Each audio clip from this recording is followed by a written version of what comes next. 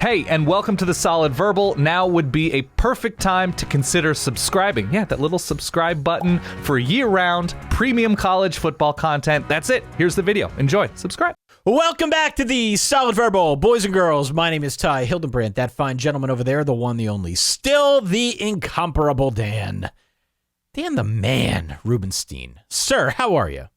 I'm good. I say that every show, and I'm a happy guy, Ty. I don't know what to tell you, and I'm especially happy about this show. I'm especially happy about what the day holds. Look, fall hasn't encroached. It's still summer, sort of. It's going to be in the 80s today. I got outside yesterday. You know what I got yesterday, Ty? I got a library card. Come on, look at me. Wow. It's all happening in my life. Father Time chasing you down. Welcome one, welcome all. Thank you for tuning back into the Solid Verbal. This episode, all of our episodes, driven by our good friends over at Geico. We have announced a concept for the live show next month in like 2 weeks, 2.5 weeks in New York. SolidVerbalLive.com is where you can buy tickets. If you're in the New York area, please come on out and see us potentially fail spectacularly. No, that's not a way to sell the show, Ty. Okay, well then sell me. Sell me on College Football, the game show. College Football, the game show, the only interactive game show that tests our knowledge with an interactive element on all things college football, but sort of only what's happened thus far in the first 5 weeks of the season by the time we produce and present that show. And so it's content that's fresh on everybody's mind, and you get to see Ty in person. You get to politely smell his hair, smelltyshair.com. Yep. And you get to come out in New York, the greatest city in the world, according to me. So what's not to like? I can't wait. It's going to be a really fun time. Smelltyshair.com, solidverballive.com to be in the studio audience for College Football, the game show. Do anything and to you be can. Clear, bring a date. to be clear. Bring 3. I don't know. Whatever you're into. Yeah, to be clear, you can bring your friends. Do we have a splash zone set up for this? Oh, yeah. Ty, come on. We always have that splash zone. It doesn't always work out that people are going to get drenched in the night's fluid du jour. Right. But the potential, the possibility always exists. Du jour. Oh, my gosh. The possibility always exists that the people need to know if they're sitting close, that they're in the splash zone. You never know what could happen at a Solid Verbal Live show. College football, the game show, an interactive experience, presented by the Solid Verbal. Still a podcast. Not an actual game show, but close enough. I don't know. Might be. Someday. Who knows? Come and see us. All right. That's 5 colons. Welcome to our college football show. I'm Ty. Yes. He's Dan. Over the next 45 minutes or so, we've got news. We've got a little game that we are very excited about. Oh, gosh. I love this game. I don't even recall how long we've been playing this game for. It's a little bit of a drive for 6 spin type of show that, we've kind of had percolating for a while, and it just so happens that this year we've got teams like Duke and Rutgers and Kansas, even Vandy, that are potentially going down that long wiggled road that is a drive for 6. So going to do that here momentarily, but before we do, Dan, I can't yell today. I don't got the energy. Yeah. Herm Edwards fired shortly after we hit the stop button, as per usual, on the Sunday recap episode. Thankfully, we had the foresight to preempt it a little bit at the very end of the episode by giving ourselves some contingencies in the event that Herm or Brian Harsin or hell, Kirk Ferentz got the axe. Indeed, Herm was fired, potentially on the field. Yeah, I don't know if you saw that clip. Yeah, I did. Looks like maybe it happened on the field. He took it like a man, but this was pretty much an open secret that it was going to happen. We were just waiting for it to occur. This one, of course, happens after the loss to Eastern Michigan. Naturally, you've got articles out there. I've got one in front of us from Dennis Dodd, our friend from CBS Sports, with 11 potential candidates. Should I read through some of these names for you? Sure, absolutely. Matt Rule. Matt Rule, always. Would be a win.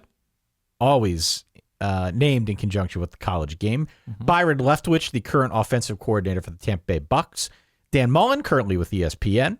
Also Tom Herman, currently studio analyst. We've got Todd Monken, the offensive coordinator for Georgia. Hugh Freeze, the much maligned head coach at Liberty. Brian Harsin, the currently and still much maligned head coach at Auburn. Deion Sanders, Coach Prime, head coach at Jackson State. Mike Norvell at Florida State. Justin Wilcox, who just keeps getting on these lists despite the fact that we've seen the offense the last couple of years. Head coach at Cal. And Rick Neuheisel, if only because he lives in the area. So those are 11 names, Dan. Yeah. Of those 11 names, outside of Matt Rule, which I think would be a huge win, I don't know if that's likely to happen. You know where I stand on Matt Rule. I think he's the next head football coach at Penn State if and when James Franklin leaves. Right. But beyond Rule, who would clearly be a win, of the other 10 names here, who is of interest to you? None of them? None of them are of interest. Well, so here are the particulars. I do not think Arizona State is a bad job. I don't think it's an average job. I think it's an above average job that perhaps when you see job lists or you see the fact that college football media people spend time in Phoenix and they wonder to themselves, why doesn't every top kid go to Arizona State? And they think Arizona State is a bigger job perhaps, or a more attractive job than it actually is. I think it's a pretty good job. Now, the changing landscape of the Pac-12, 10 in the future, and the changing landscape of whatever happens with the NCAA investigation into alleged improprieties on the recruiting trail, it seems like you are going to need somebody young, hungry, and can turn chicken shit into a chicken sandwich. Because the roster is going to be in a place that might not be super attractive for a year or two. Now, you can always upgrade things quickly via the portal, and Arizona State is a place where you can attract talent from Southern California, from the West Coast, from other parts of the country that aren't necessarily looking like what Arizona looks like later on in the season. It's an attractive place geographically. It's a big campus. They upgraded facilities relatively recently. There is a history of some success, but infrastructure internally wise right now, who's going to be the AD moving forward? Is it a long-term Ray Anderson thing who brought in his close personal friend and former client Herm Edwards? Is he going to be making that decision? I don't know. Maybe not. And so there are the number of question marks involved in the job make it interesting. And so generally speaking, with jobs like this, going retread doesn't work out. You can ask your neighbor to the south in Tucson with how it worked out with Kevin Sumlin. Now, there were highs and lows with Rich Rodriguez for sure, but I thought he was in a hungrier place than Kevin Sumlin when he arrived in Tucson. So, no, there are going to be a number of names, but like the ones that you mentioned don't do much for me. I'd like to see somebody getting that early opportunity, be it a high-profile coordinator, be it somebody with a connection to the school or at least connection to the West Coast who you feel like can hire relatively well. You know, coming up from the Mountain West, obviously we saw Brent Brennan's name come up for the Arizona job and the success he's had at San Jose State, so that would be a come-up job for him. San Jose State, a place that traditionally has not had a ton of success. So I think it's a good job. I think you can go into California and recruit a bunch of high-level 3-star kids and some 4-star kids that, you know, the LA schools or Oregon, whatever, like it's a different experience. You can go away to Arizona if you're from Southern California, you're from Northern California, whatever. I think there's plenty of talent. The uncertainty around conference, I suppose, is a thing more for a school like Arizona State than for Oregon or Washington, because the general sentiment is that they're going to land somewhere bigger than whatever the long-term prognosis is for West Coast football. But I don't know. I think you can win in Tempe. I think with the right guy, and that's true of anywhere basically, but I think specifically there, as the talent level has increased in the state of Arizona, which it has, it absolutely has, the Arizona schools have not done a successful job keeping that talent at home. You look, Bijan Robinson and Spencer Rattler. Oregon's done a tremendous job recruiting Arizona talent. Obviously, USC has a history of doing it as well. That geographically, it's in a tough place to want or to convince kids to stay home with, Texas not terribly far away, the California schools, Oregon, whatever. Washington has had success in Arizona. So I just think the right smart guy, which is very easy to say without naming a specific name, but everybody can succeed at somewhere.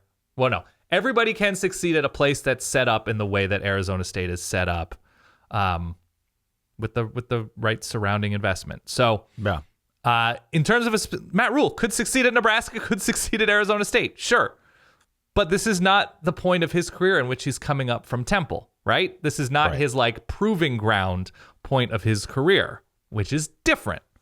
So as I look around the West Coast, there's nobody really assistant-wise at USC that jumps out to me, or UCLA. Arizona did a good job finding Jed Fish with his connection to the West Coast, and the way he hired aggressively, I think, is pretty great. Kenny Dillingham's name has come up. He's very young, but he has that ASU connection. I think he is from Arizona and went to ASU. He's 32. He's called plays for 3 weeks.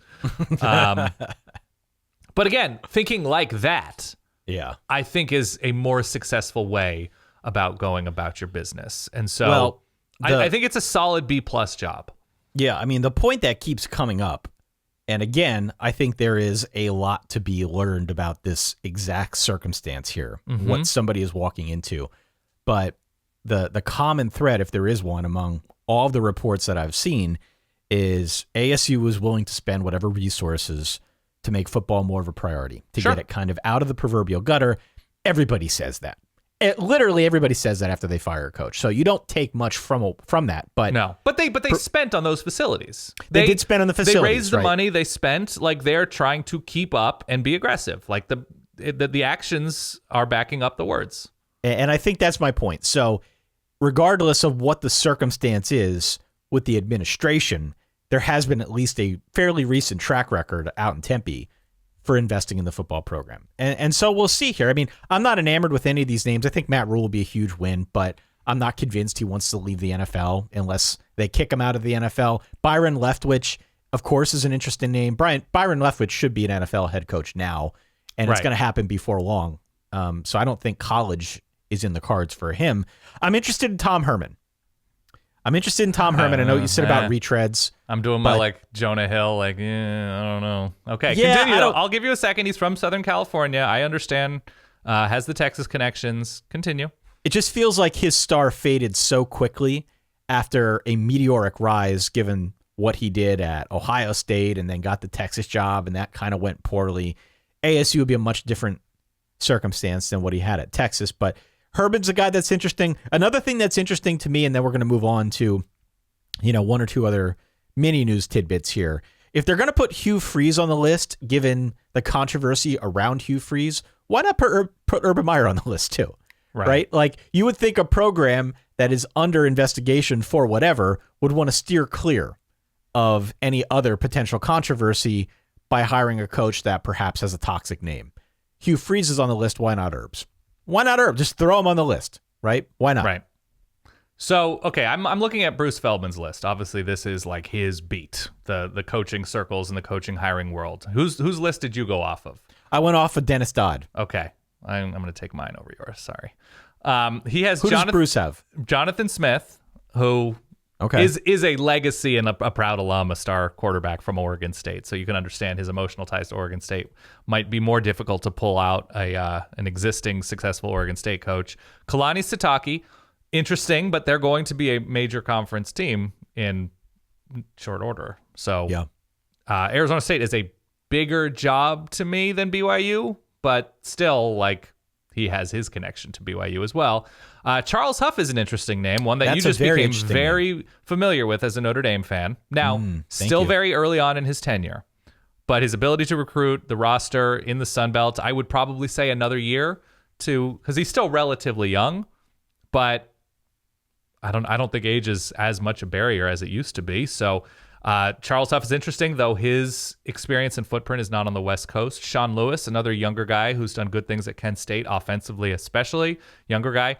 I don't hate the Todd Monken name just because he hasn't had that prove-it experience at a major place. He was at Southern Miss and did a good job turning them around, and now you can sell people on the like Stetson Bennett, Stetson Bennett, and just the tutelage of Kirby Smart and the Georgia DNA and the way that like Dan Lanning got himself opportunities and ended up at Oregon in some part because of that. Barry Odom, I'm seeing obviously his head coaching tenure didn't go terrifically well at Mizzou, but somebody else who I think has a pretty strong name in the industry. I've seen Bill O'Brien, Alex Grinch, Jeff Grimes, Casey Dunn all come up. I think when you mentioned Tom Herman, I think it's fair to say, and this is, I don't want to speak out of turn.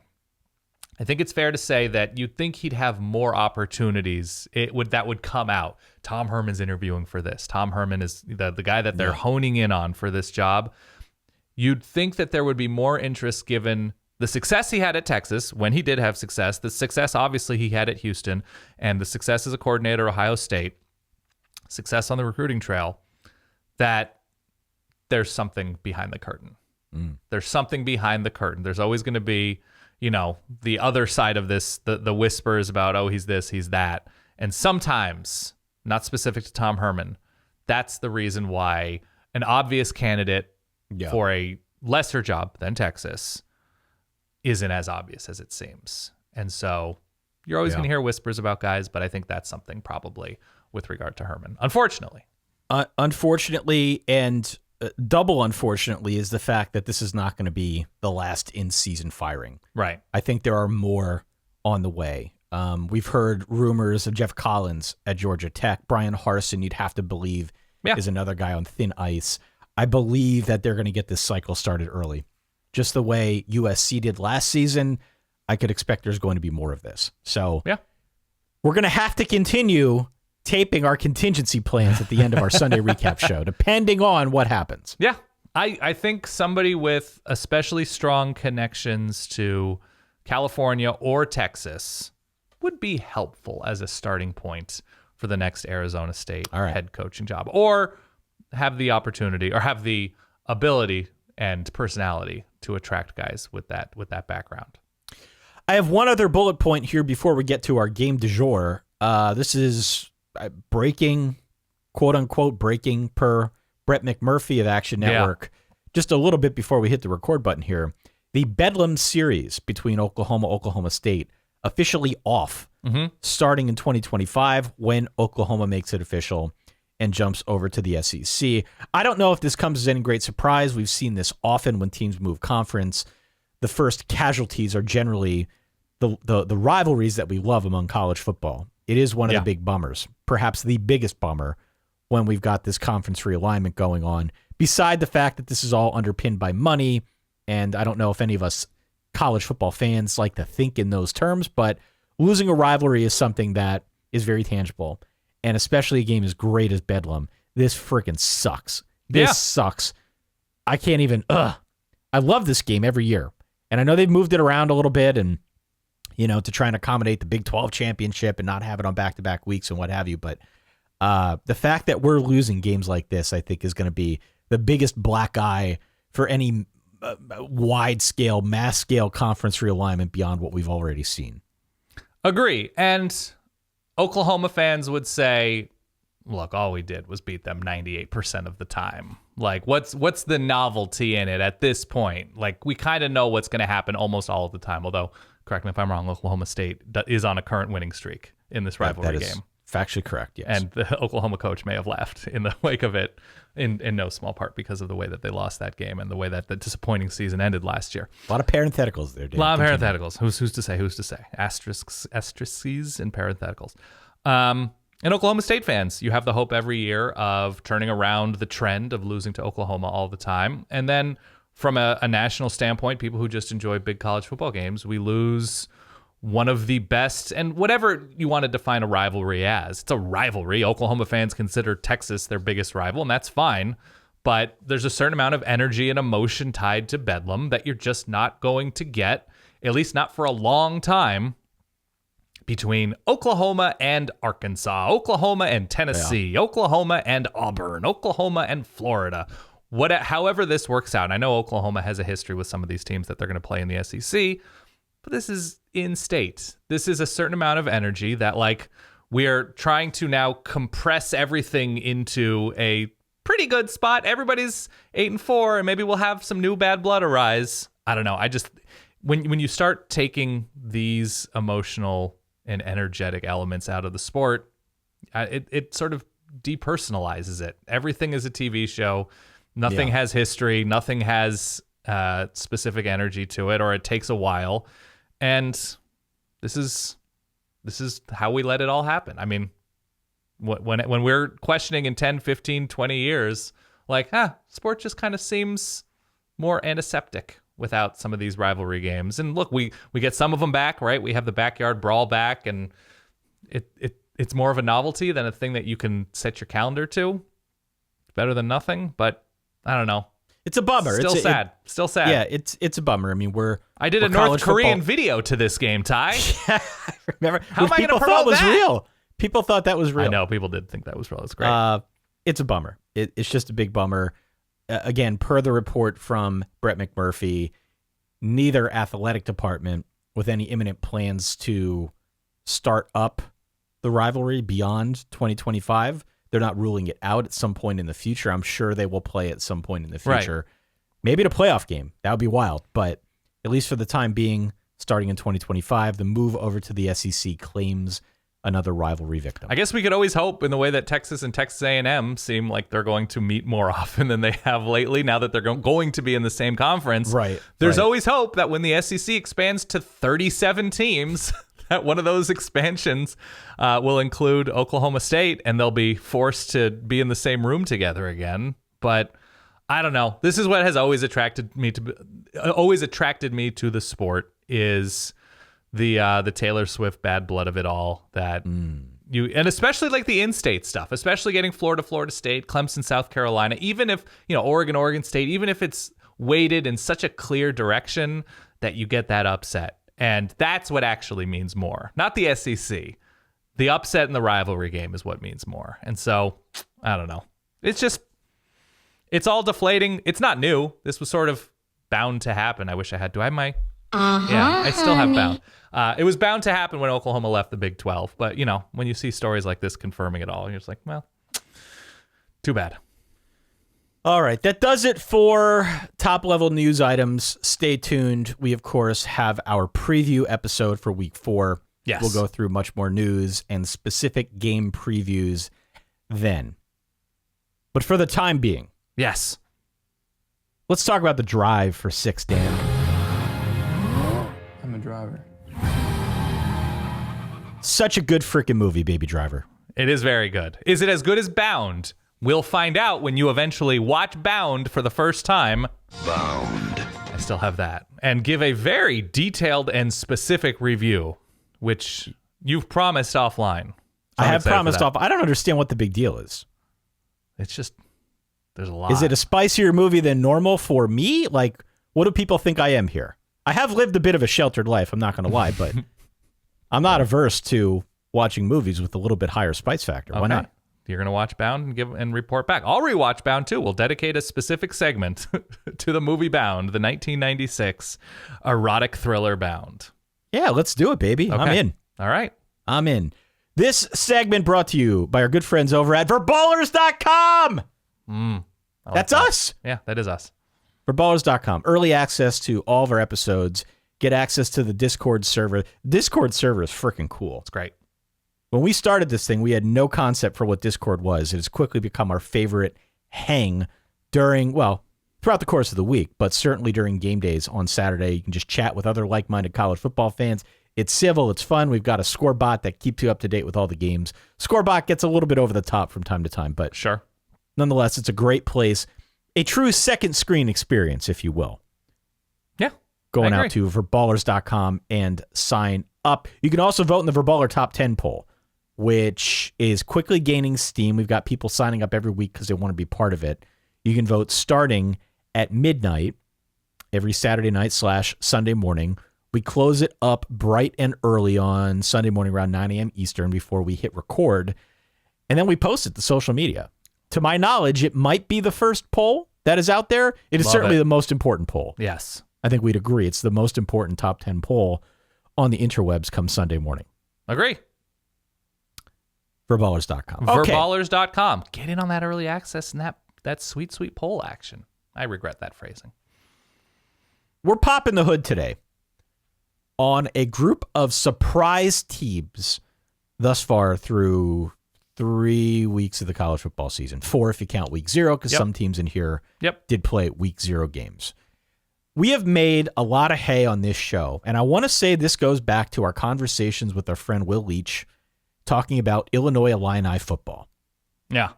How every year, it's not just a plight to get to be not embarrassing is the word, is the phrasing. I'm struggling with the construction there. Thank you. But the drive for 6, the drive for bowl eligibility, is something that we have paid, I think, a fair amount of attention to over the years. We think it's important. Yeah, definitely. We like to train our attention on teams that clearly have a drive for 6 underway. And thus far, there are a grouping of teams that I think are particularly interesting. And we do need to take some time right now and evaluate what their drive for 6 looks like. Like, just pop open the hood. Yeah. Let's pop it open and let's talk it through, whether they're going to make it to 6, whether they're going to break down along the way. What does the future have in store for a grouping of teams here? Yeah, it's basically our version as college football fans of like backdoor relegation, because no other sport has that very specific benchmark. Now you're either a playoff team or you're not a playoff team, but I feel like the weight of being a bowl team carries more gravitas in the winning world of college football. That's barely English. But yeah, there is something about like being a perennial not bowl team, in the way that you can be a perennial not playoff team, lottery team, depending on the sport, sort of brands you as something. And so that benchmark is a very successful benchmark. Be like, okay, we're making progress. Okay, we're competitive. Okay, we missed out, but look like how we got to 5-7. We had this upset. We put the fear of God into these 3 teams. There is that very specific benchmark. And we're going to look at teams who have started out. Now, granted, quality of competition, generally not there.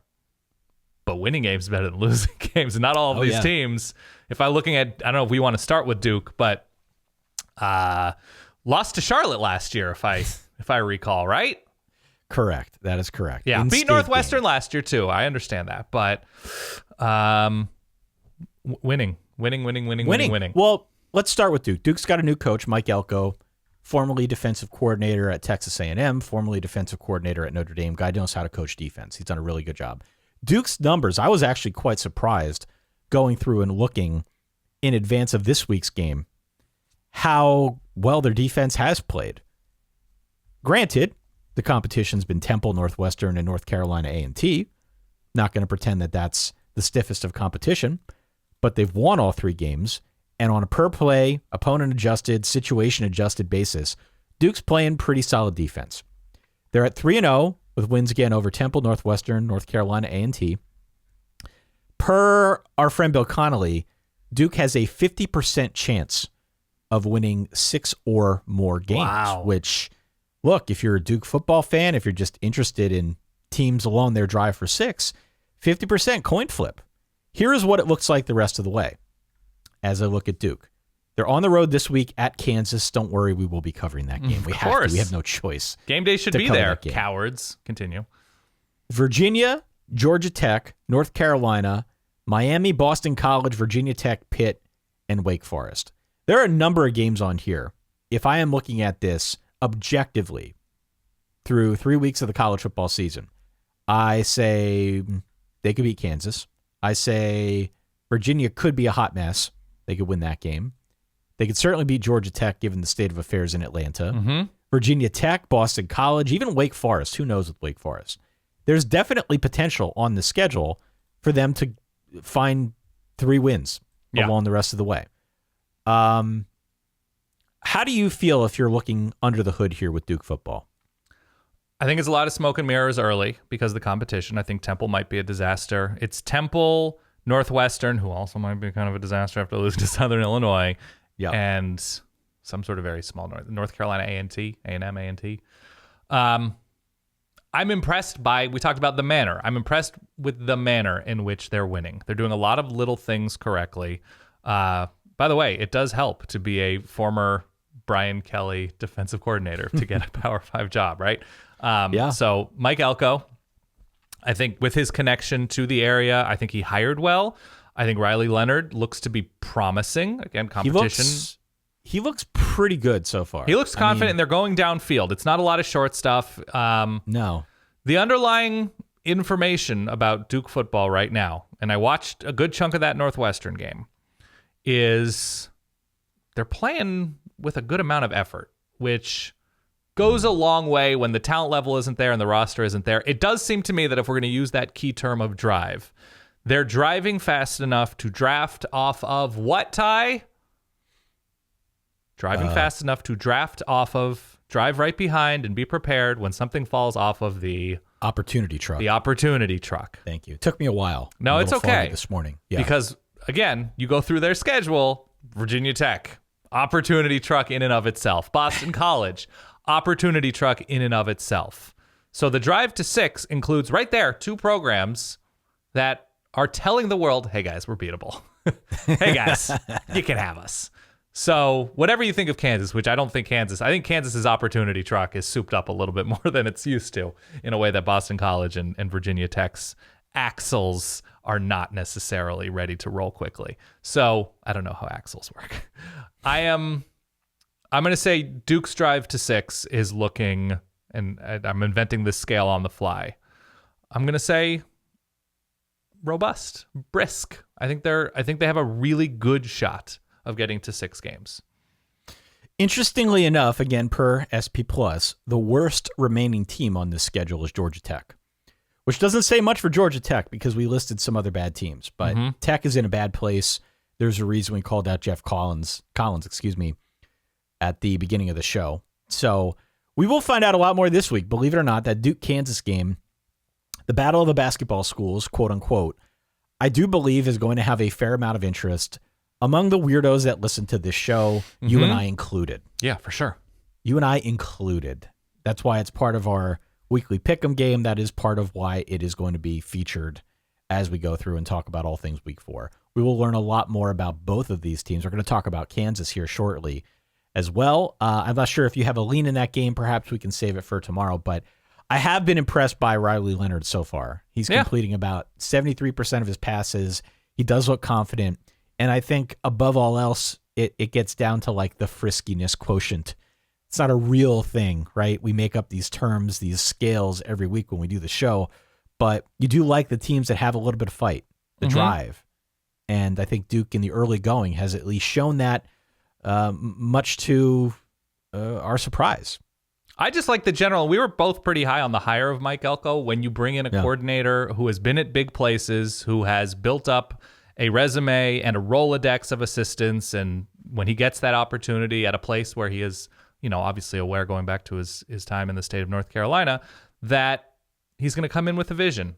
And whatever we think of the roster right now, I think it's going to continue to improve, and it's in a good place of the country. I know Duke has the academic thing as well, but it's in a good place of the country to restock in a better way than where Duke was roster-wise the last couple of years. Under, God, now I'm forgetting I'm seeing his face with his dyed hair. David Cutcliffe, Coach Cut. Yeah. Okay.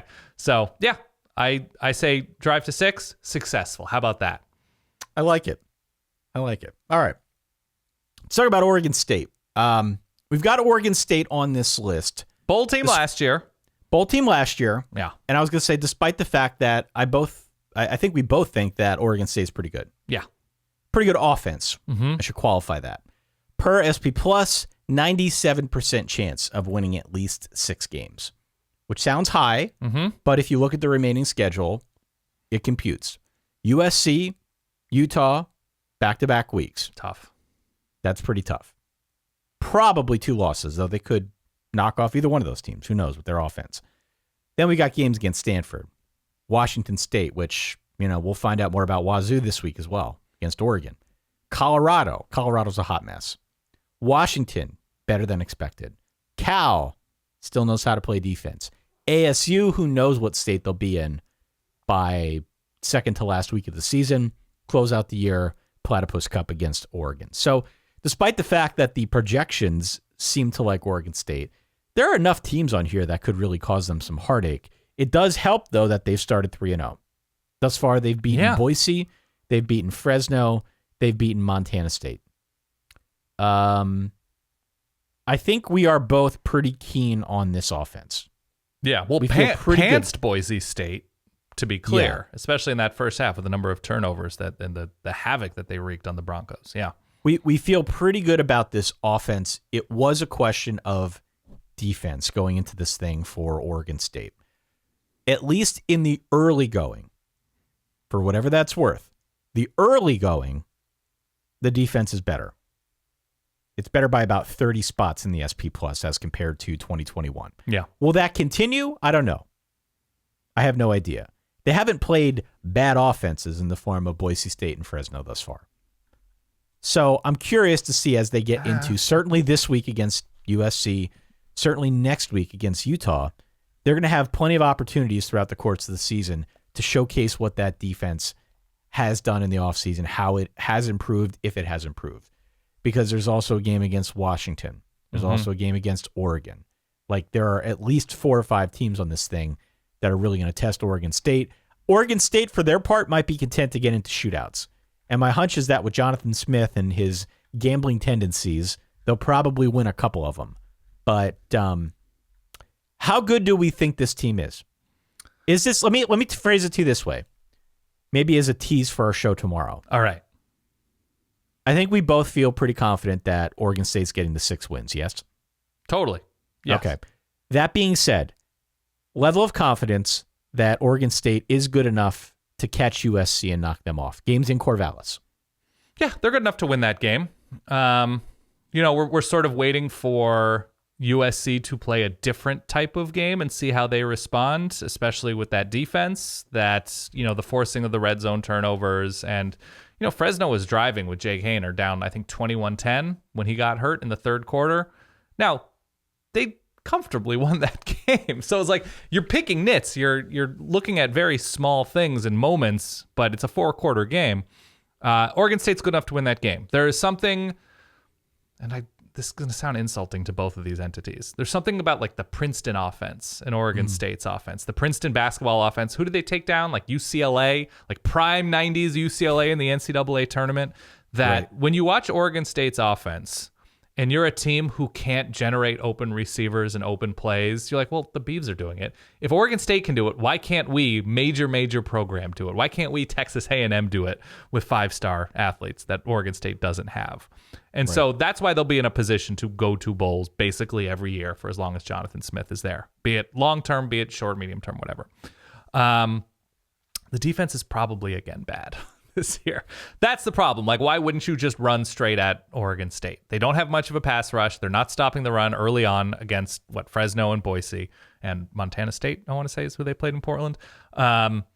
So until they are able to get that to average or slightly below average, where they're just frisky enough to get off the field at times, maybe confuse a couple quarterbacks who are down, it's hard to say that they're taking the next step into that, the best of what they were under Mike Riley or Dennis Erickson way back when. So, yeah, I have them squarely in that 7-win footprint, which, again, considering some of the lows under both Mike Riley and Gary Anderson, you'll take. Because that also means you're probably threatening your rivals in Oregon, Washington, and the Northwest. Yeah, I'm scared to death of Oregon State, especially this week against USC. I'll give it away. I'm taking Oregon State. Not taking necessarily the Beavs. to, okay. Yeah, not necessarily to win outright. Come on. But when I saw this line early on Sunday when it first dropped, it was 7. 7 in favor of USC on the road against Oregon State. I grabbed 7. It's come down a little bit. I'm not sure what it's at now. We'll find out in time for tomorrow. But that USC-Oregon game, I think, is going to be fun. I think potentially a lot of points. I think they get into trouble when they run up against teams like Utah, because Utah just plays a much different style of offense. On a winning streak. On a winning streak against Utah. Okay. On a winning streak. But we'll see. We'll see. I think we both feel very positively about Oregon State. It is an open question for me of how good do I want to feel about Oregon State. I've got them as like an 8-win team. Right. I think by the time all is said and done, 8 with maybe a game or two that you could flirt with 9. Isn't there's also a sense with Jonathan Smith just about program construction, roster construction, that he hires West Coast guys that he's familiar with, that he's worked with, that are legacies in the Northwest. I think his defensive coordinator, it's Trent Bray, played at Oregon State, has experience at was good at Nebraska as a linebackers coach, and he didn't try to hire young recruiters. And he's hitting the portal smartly. Like, there's just like, he's building a house slowly instead of trying to build it real quick and flip it, right? Just we talked about this when we did the preview. Yeah. There are some coaches, and I'd include Mel Tucker, even Greg Schiano. We'll talk about Rutgers next, but coaches that are not on the Overthink Express. They're doing exactly what everyone says they should be doing. And, of course, it doesn't always work. No. But at least in the case of Oregon State and frankly, some of these other teams, Rutgers, again, next, it does appear to be working. The team is better than it was a year ago. So, all right, let's move on to Rutgers. Let's talk Rutgers football. Let's talk Rutgers football. Rutgers football is 3-0. They've got wins on the road, a weird win, week 1, on the road over Boston College, 22-21. They crushed, absolutely obliterated Wagner, for whatever that's worth. Come on, Ty. You were Seahawks all week long. Continue. Long pause. And then last week on the road at Temple, a 16-14 win. So the wins that they've got here against Power 5 teams have both been on the road. Neither has been all that exciting. For what it's worth, they've got Iowa this week. They're about a 7.5-point home dog. The over-under for that game is 35.5 points. 35.5 points. I don't know if I realized they were playing this weekend. Yeah. Which is just unwatchable. That is Vegas telling you don't watch this game. Don't do it. Yeah. Don't put yourself through the agony. Let's talk, though, about this Rutgers football team. Rutgers has a 37% chance per the SP Plus of winning 6 or more football games. Great. Their schedule the rest of the way gets in the way of that a little bit. Iowa and Ohio State back-to-back weeks. I don't know if we think that highly of Iowa's offense, but Iowa still plays defense, and that's going to be a challenge for this Rutgers offense, which at last check is 103rd in the SP Plus. By the way, we talk about the drive to 6. Rutgers, Iowa is going to be the drive to 13. First one to 13. Get that dub. Continue. Amazing. We've also got a game against Nebraska. There's an Indiana game here, which might be the only winnable of the bunch here of the remaining lot. Minnesota on the road. Michigan, Michigan State, Penn State, back-to-back-to-back weeks. They close out the year on the road at Maryland. That final stretch of 5 games is brutal. So they've got 2 stretches here with Iowa, Ohio State back-to-back weeks. Then there's a little bit of a break before they get into it Halloween weekend. One more time, Minnesota, Michigan, Michigan State, Penn State, Maryland. I do not feel confident that they're getting the 6 wins. I have no doubt that they will challenge a couple of those teams. Like the game against Indiana will be interesting. They're at home. The game against Michigan, for some portion of that game, I think will be interesting because it's at home. Yeah, for some portion of that game. Okay. They'll play super conservatively. They'll try to drain the clock. They'll try to keep it out of J.J. McCarthy's hands. They might keep that interesting for a quarter before they get blown out. But otherwise here, it's really hard for me to see that path to get the 6 wins. Well, Nebraska's not something you spend a ton of time on. They have the Huskers, right? I think that's the Friday night of our live show. Do they play? Is that a Friday night game? October 7th, solidverballive.com to see our show, not this one. We won't have this on the TV, we promise. Yeah, no, we won't subject people to Nebraska. Rutgers football's fine. So we talked about Oregon State going about its program building and roster construction, whatever, in a smart way, that like there's a self-awareness there. It seems like there's a self-awareness with Rutgers as well. That I agree. We're leaning into the Greg Schiano defense thing. We're leaning into transfers. We're leaning into hiring assistants from the Northeast and have the connections. New Jersey is an underrated state in terms of developing high school talent. And so far, again, it's what? Boston College, Wagner, and somebody. Who did they play? Temple. Beat Temple. Oh, everybody's going to beat Temple this year probably. But they get the hell off the field. They're not wasting time on defense. Aren't they something like 15th or 20th or something in terms of 3-and-out percentage nationally? Yeah. So they get off the field against bad teams, which makes me think they're going to get off the field, albeit a little bit less, against even better teams. That there's that confidence, the alignment, the responsibility, the effort on defense is there. And they're building depth. I think they're going to be a pain in the ass. They're going to bring teams down to their level. And they're not going to be as good as Iowa. But are they good enough to beat Iowa when Iowa's especially bad on offense? Perhaps. Are they good enough to beat a Nebraska team who is willing to lose to you name it? Perhaps. So I'm kind of, if we're talking Indiana, who I'm not a big believer in still, I think they're going to be okay. They'll be improved. But Indiana, am I fully sold on Maryland? Not quite. Yeah, this is kind of a September Terps thing, right? Indiana, Nebraska, and I'm not sold on Penn State. I think You're not dicey. sold on Penn State. Okay. No, I'm not sold on Penn State being a challenge. Okay. That Rutgers will be a challenge for Penn State. I'm not sold on that quite yet. But again, these are a lot of these programs, especially Michigan beat Rutgers by a touchdown last year at home. These are all programs willing to have extremely off character and down weeks. They're all willing to, maybe without counting Ohio State, but these are not bulletproof programs. And so if Rutgers is just doing it with sloggy defense up front, they're going to catch somebody 16-13. They just are. And I don't know if that's win number 5 or win number 6 or win number 4, but they kind of went to a fake bowl game last year, right? When they got that last second invite, right. Lost to Wake Forest at 5-7. So yeah, I'm in for a similar season that the drive is going to be, they have enough gas to draft off the opportunity truck. You could see them Halloween weekend going to Minnesota, and we get a Minnesota stinker. Yeah. Where they're hyper conservative. They try to run the ball.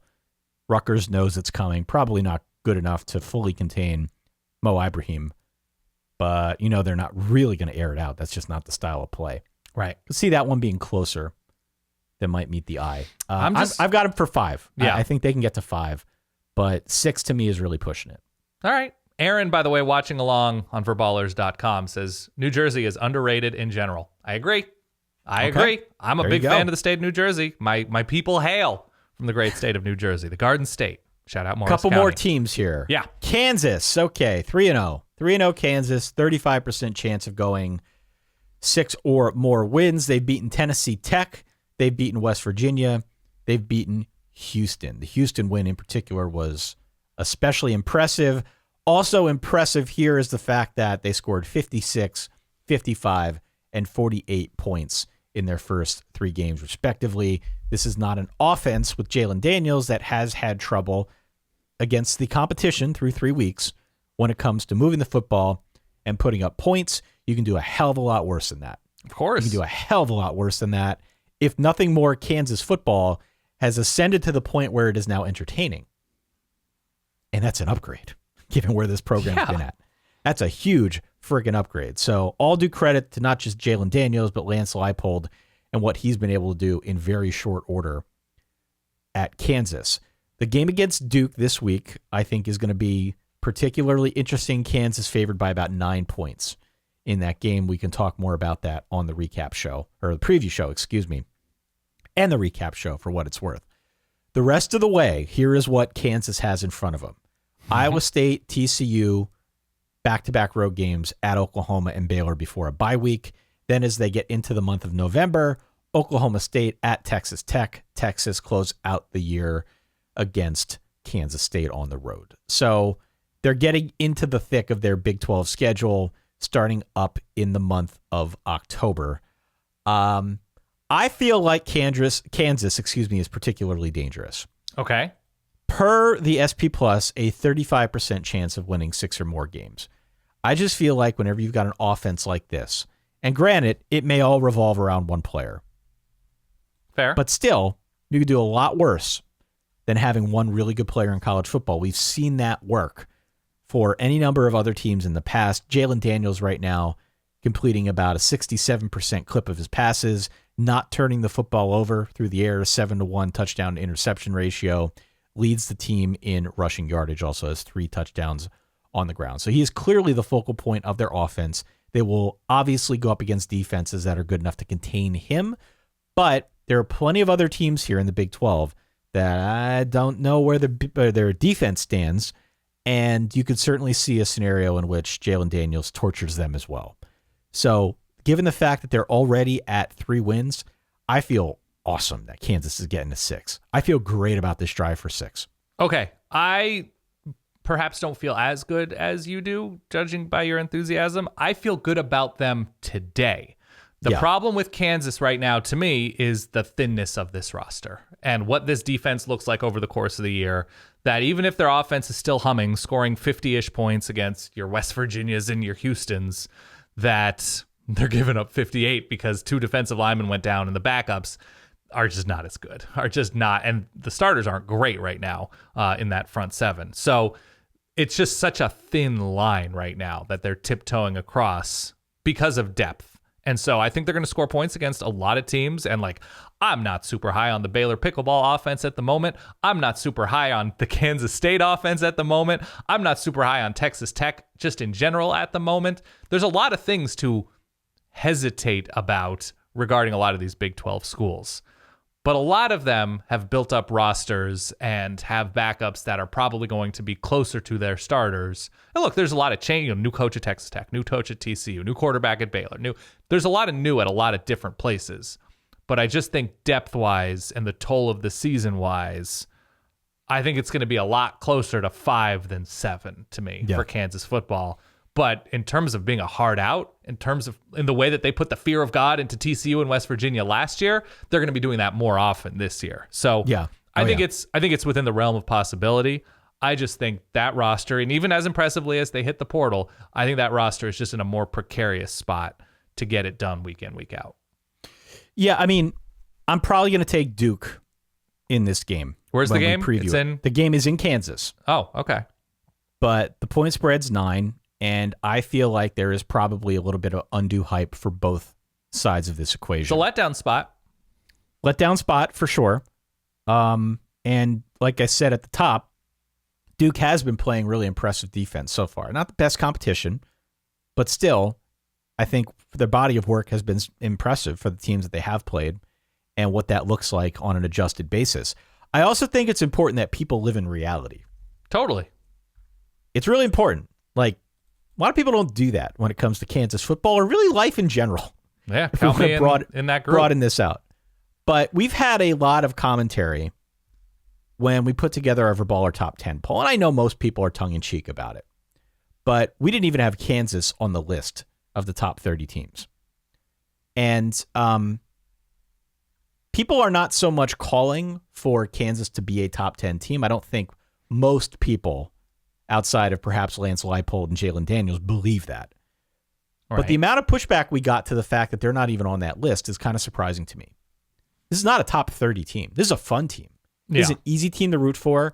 We're certainly going to root like hell for Kansas to get the 6, to go beyond. Yeah. It'd be a great story. It might be the best story in college football if they can continue at this clip. But let's pump the brakes a little bit here.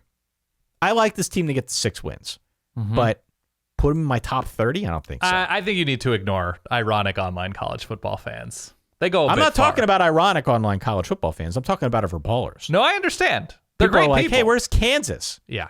Send in private messages. Where's Kansas? Why is Kansas not on here? And then ask them to wager $1,000 on Kansas against a top 15 team, and then they're going to be a little bit less excited about having them in the top 10 as an option. I respect that viewpoint. I respect the enthusiasm for Kansas. I am right there with you. Yeah. But pump the freaking brakes. Okay. Can we pump the brakes, everybody? Yeah. Let's live in reality here for a second. 6 wins, count me in. Okay. Count me in for an entertaining season ahead. Probably an entertaining game this week against Duke. Like they are nothing if not plucky and dangerous given their offense. And their coach, who's a good coach. Yeah, what if Jalen Daniels is randomly excellent? Like I don't think he had any other Power 5 offers. I just quickly looked at his 24/7 page, and it's a lot of like New Hampshire, Air Force, Bryant, Eastern Washington. That is a wild. Then that happens. That happens with G5 guys. We saw it with Grayson McCall. We've seen it all over the place. And now, obviously, the movement between promising backups who were recruited by a number of schools going to a G5 place and thriving, that happens much more often. But yeah, Jalen Daniels randomly being really scary and good for Kansas is, awesome. Falling through the cracks of recruiting. It's always a cool story. Final talking point here before we let the fine people go. Yes. There are 2 teams on our list that have 1 loss and matching 6% probabilities of getting to 6 wins or more. Okay. Those are the Arizona Wildcats, 2-1, beat San Diego State, beat North Dakota State, lost to Mississippi State, week 2. Mm-hmm. And Vandy. Vandy's 3-1 because Vandy played that Hawaii game, destroyed Hawaii, on the road no less, in week 0, 63-10. They've also beaten Elon and Northern Illinois. They lost to Wake Forest by 20. Vandy 3-1, Arizona 2-1. As I said, matching 6% likelihood per the SP Plus of getting to 6 or more wins. Of those 2 teams, the only answer for which one is more likely to get the 6 wins is Arizona, right? Sure. Given the schedule. Yeah. Given the schedule, it is Arizona.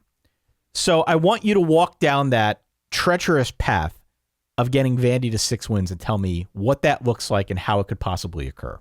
You want me to paint you the universe in which Vandy gets to 6 wins right now? Build me that Vandy universe. Vandy 6 wins. All right. Mizzou, South Carolina, Florida, Tennessee are all prone to full collapses emotionally, spiritually, physically, football-wise, whatever. No, they're not going to get there, but could they do something weird and beat Mizzou in South Carolina? Sure. That's the path to 5. You asked me to do 6 as a bridge too far, but the depths of Mizzou, the woeful play, especially on offense at times, and look, you can't judge a team against, I'm an Oregon fan, you can't judge a team against Georgia. You just can't. Don't do that. Don't do that to yourself. I'm still worried about South Carolina. I don't think I'm worried about Florida, but the progress of Anthony Richardson, the opportunity truck is going a little bit farther in the distance away from the Florida might be drafting. rolling down the hill in neutral right now. So that's weird to me. They could be sort of the week 1. They look like they're way ahead of things, like the 18-wheeler truck with Tyrone. Like, oh no, no, that was a week 1 thing. I am confident in Vanderbilt and their ability to maintain a healthy distance behind the Northwestern at its best opportunity truck, the Pat Fitzgerald of the South.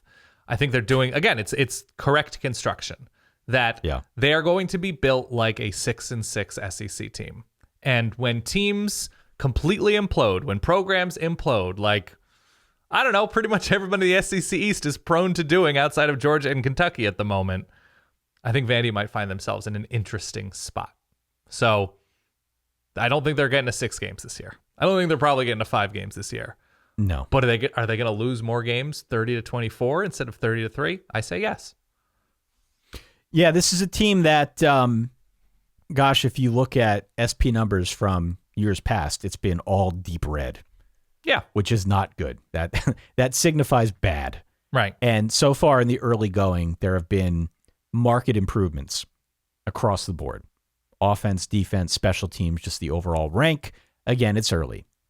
But this is all opponent-adjusted stuff. We trust our friend Bill pretty deeply here with a lot of this stuff. And, the proof's in the pudding. They're 3-1. And yeah, what if AJ Swann's really good? Yeah. Then if AJ Swann is really good, then he's one of the best 5 quarterbacks in the SEC. It's not an incredible SEC quarterback here. So I not to heap that kind of expectation on him, but that takes them pretty far. 6 touchdowns, no interceptions. Yeah, true freshman. Average net yards per attempt is 12.0, which is really damn good. Yeah. So this year, it's Bryce Love, it's Stetson Bennett, it's KJ Jefferson, Will Levis, and then Hendon Hooker. So there's your obvious A-list group. Will Rogers. I think Will Rogers there's a drop off before Will Rogers. Probably. I think there's a drop off before Jackson Dart. There's definitely a drop off between that top group and whatever A&M is doing at quarterback. And Anthony Richardson, I think there's a drop off before him. Spencer Rattler, there's a drop off before him. So I'm just saying, especially in the East, there's some opportunity. There's some opportunity when one of these teams is a mess, which you can never fully write off Florida or Tennessee from being a mess. But Vandy just beat Tennessee. Huh, why not? And they have. So I'm in on an improving Vandy. I think it's going to take 2 more years. It was 4-star AJ Swann. Yeah. Didn't get a lot of big offers, but you look at what Vandy's done on the trail. And, you credit, Barton Simmons is the former podcaster, director of player personnel or whatever. If they're finding those 3 stars who are the number 27 linebacker, the number 38 left tackle, the number 40, you're going to win games. You're not going to win a lot of SEC games. You're not going to be a 9-win team. You'll win some games, though. I like it. Let's close this out here very quickly. Let's mention Arizona. A lot of good vibes on Arizona right now. A lot of good vibes on Arizona. The schedule does get tougher. It does get tougher.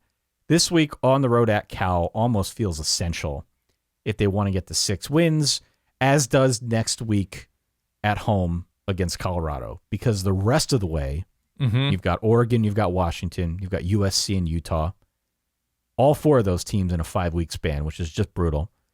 Close out the year at UCLA, Washington State, Arizona State. So the thinking would be you beat Cal, you beat Colorado. That gets you to 4 wins because this team is 2-1 at the moment. And then you got to pick off 2 across the board. Maybe it's UCLA, maybe it's Washington State, maybe it's Arizona State. It's a very narrow path to get to 6. I think most impressively, we've talked a lot on this show about coaches that aren't overthinking it. Jed Fish is another one that I would throw into that category. He's just building things in a way that makes a lot of sense. Yeah. He needed help at quarterback. He went out and got Jaden DeLaura. Like he's recruited skill position guys. Or guy T-Mac. Yeah. Coming over from California. What's his name? The guy from UTEP? Jacob Cowing? Jacob Cowing. Also working the portal to bring in support where it's needed. So this is a team that feels very plucky to me. In terms of plucky, frisky all-stars, Arizona's up there. And there are a lot of good vibes, and it can be a weird place to play. And so I don't know if you're Oregon going on the road. I don't know if you're USC going on the road, but I don't think it's too far beyond Arizona to just scare the hell out of someone. I'm not sure they're winning those games, but I expect Arizona to be at least frisky enough to be in this thing.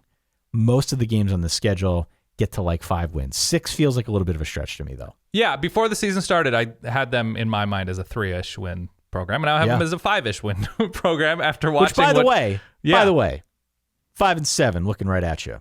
I was all in on Arizona being better than expected. Yeah. With what Colorado and Arizona State look like at the moment, that's 2. That's 2 of the needed 3 to get to 5, right?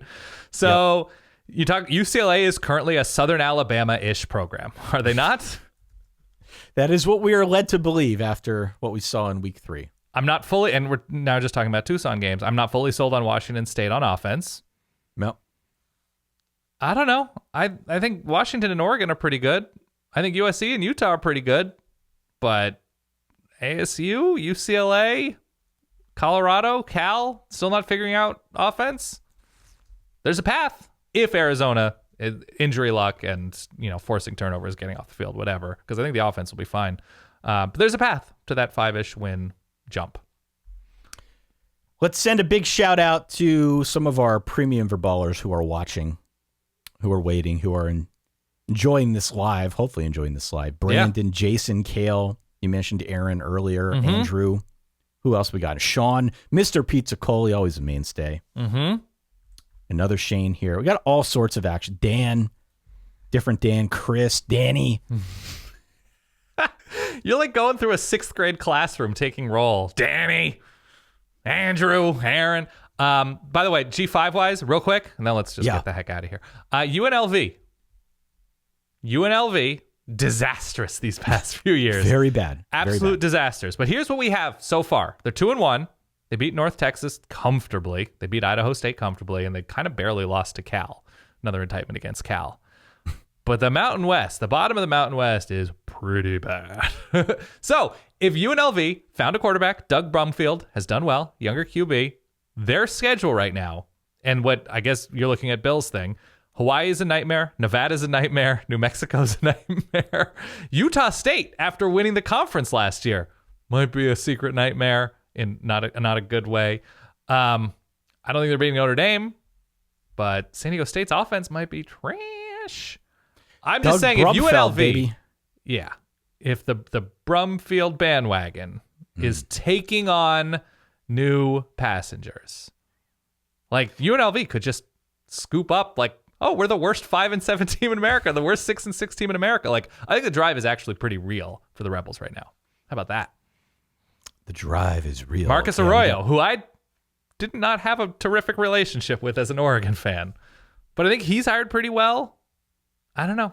I think they're hitting the portal pretty hard, and like they went after Harrison Bailey, like the former blue chip Tennessee quarterback. Harrison Bailey has not been great. He hasn't been great, but like he hasn't been loyal to guys because of names. Brumfield is a guy, entered the portal last year, convinced him to come back. Awesome.